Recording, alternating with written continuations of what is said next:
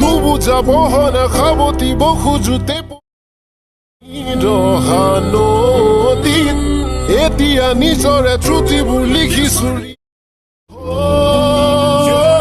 Let's go.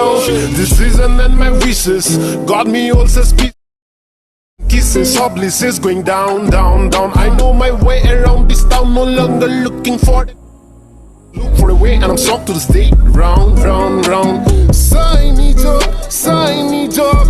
Hello' বন্ধুসকল স্বাগতম জনাইছোঁ আগত নতুন ভিডিঅ'লৈ ভিডিঅ'ত দেখাই দিওঁ ষ্টেটাছ যিহেতু ট্ৰেণ্ডিঙত চলি আছে আৰু আপোনালোকে যদি এনেধৰণৰ ষ্টেটাছ এডিট কৰিব বিচাৰে তেনেহ'লে ভিডিঅ'টো সম্পূৰ্ণ চাব ফুল প্ৰচেছ মই ভিডিঅ'ত দেখাই দিম এনেধৰণৰ এডিটিং আপোনালোকে কেনেদৰে এডিট কৰিব পাৰিব বহুত চিম্পুল হয় এডিট কৰাটো আপোনালোকক মই বহুত মানে ইজি কৰি লৈ আনিছোঁ আৰু আপোনালোকে যদি এলাইট মোশ্যন এপছটো নাই তেনেহ'লে মোৰ ডিছক্ৰিপশ্যনত নিউ ভাৰ্চনৰ প্ৰ' এপছটো দিয়া আছে আপোনালোকে ক্লিক কৰি ডাউনলোড কৰি ল'ব পাৰিব আৰু ভিডিঅ'টো সম্পূৰ্ণ চাব যিবিলাক মেটেৰিয়েল মানে দিয়া আছে সকলোবিলাক মই ভিডিঅ'তে ক'ম কোনবিলাক কেনেকৈ ইউজ কৰিব লাগে আৰু যিটো মোৰ এছএমএছ ফাইল মানে আছে ডিছক্ৰিপশ্যনত সেইটো আপোনালোকে ক্লিক কৰি এলাইট মোশ্যনত ইম্পোৰ্ট কৰি ল'ব ইম্পোৰ্ট যদি আপোনালোকে ইম্পোৰ্ট কৰিব নাজানে তেনেহ'লে মই আগৰ ভিডিঅ'বিলাকত চাব পাৰিব কেনেধৰণে মানে ইম্পোৰ্ট কৰে এলাইট মোশ্যনত আৰু ভিডিঅ'টো ইউটিউবত বহুতো মানে ভিডিঅ' দিয়া থাকে এলাইট মোশ্যনত কেনেকৈ মানে এছএমএছ ফাইলবিলাক ইম্পোৰ্ট কৰিব লাগে বা এক্সপৰ্ট কৰিব লাগিব আপোনালোকে মোৰ এছএমএছ ফাইলটো ফাৰ্ষ্ট এলাইট মোশ্যনত এক্সপৰ্ট কৰি ল'ব এক্সপৰ্ট কৰাৰ পিছত এলাইট মোশ্যন এপছটো আপোনালোকে অ'পেন কৰি ল'ব অ'পেন কৰাৰ পিছত আৰু এটা কথা কৈ থৈছোঁ যিবিলাক মানে ফটো আছে ফটো আপোনালোকে সকলোবিলাক ফটো গেলেৰীত ফাৰ্ষ্ট 3:4 কাট কৰি ল'ব তাৰপিছত এলাইট মোশ্যনৰ যিটো মোৰ ফাইল ইম্পৰ্ট কৰি লোৱাৰ পিছত কিনাফালে যিটো এলাইট মোশ্যনৰ প্ৰজেক্ট লিখা আছে এই প্ৰজেক্টটো ক্লিক কৰিব তো ওপৰত আহিব যিটো মোৰ এছএমএছ ফাইল সেইটো ক্লিক কৰি আপোনালোকে অ'পেন কৰি ল'ব অ'পেন কৰাৰ পিছত এনেধৰণে আহিব যিটো মানে ফাইল আছে মই এডিট কৰি থোৱা আছে এনেধৰণে আহিব ইয়াত ক'বলগীয়া একো নাই আপোনালোকৰ যিবিলাক লিৰিক্স আছে লিৰিক্সবিলাক যদি আপোনালোকে বেলেগ মানে ছং লয় তেনেহ'লে আপোনাৰ গানটো এতিয়া লিৰিক্সবিলাক লিখি ল'ব পাৰিব আৰু যিহেতু যদি মোৰ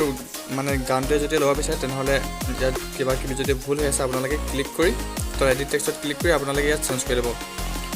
ফাৰ্ষ্ট আমি ইয়াত ছংটো এড কৰিব লাগিব ছংটো এড কৰিবৰ কাৰণে ভিডিঅ'ৰ ফাৰ্ষ্টত আহিব ফাৰ্ষ্টত আহি তলৰ প্লাছটো ক্লিক কৰি অডিঅ'ত গৈ কোনটো অডিঅ'ত আপোনালোকে ভিডিঅ' বনাব সেই অডিঅ'টো ইয়াৰ পৰা ল'ব পাৰে যদি মই বিভাগৰ অডিঅ'টো ল'ব বিচাৰে তেনেহ'লে মই ভিডিঅ'ৰ সৈতে দি দিম আপোনালোকে এক্সট্ৰেক্ট কৰিব লাগিব এক্সট্ৰেক্ট কৰিবৰ কাৰণে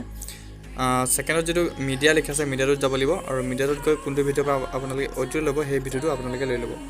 তো ভিডিঅ' লোৱাৰ পিছত এবাৰ ক্লিক কৰিব ক্লিক কৰাৰ পিছত ওপৰত থ্ৰী ডট আছে ওপৰত থ্ৰী ডটটো ক্লিক কৰি তলত এক্সট্ৰা অডিঅ' লিখা থাকিব এক্সট্ৰা অডিঅ' কৰি ভিডিঅ'টো ক্লিক কৰি ডিলিট কৰি দিব এনেধৰণে মানে ভিডিঅ' মানে অডিঅ'টো এক্সট্ৰা হৈ যাব তো ইমানখিনি হোৱাৰ পিছত তলত যিবিলাক ছেভ আছে আমি ফটোবিলাক মানে এড কৰিব লাগিব ছেভবিলাকত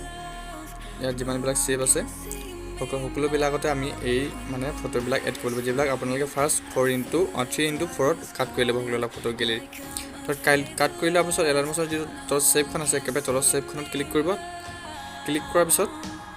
তলত কালাৰ ইন ফিল্ড লিখা আছে কালাৰ ইন ফিল্ডত ক্লিক কৰিব আৰু তলত যিটো ষ্টাৰ অপশ্যন আছে এই ষ্টাৰ অপশ্যনটোত ক্লিক কৰি দিব ষ্টাৰ ক্লিক কৰাৰ পিছত যোনখন ফটো আপোনালোকে ইয়াত এড কৰিব সেই ফটোখন ক্লিক কৰি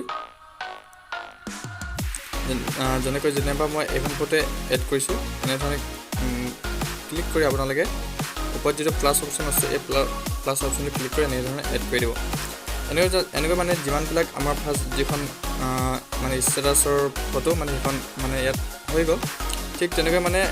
য'ত মানে ছেভ দি আছে যিবিলাক ছেভ আছে সেইবিলাক সকলোবিলাক ফটোতে আপোনালোকে এইবিলাকতে সকলোবিলাকতে আপোনালোকে ফটোবিলাক এড কৰি দিব যদি মই বিভাগৰ ফটোবিলাক আপোনালোকে ল'ব বিচাৰে তেনেহ'লে মই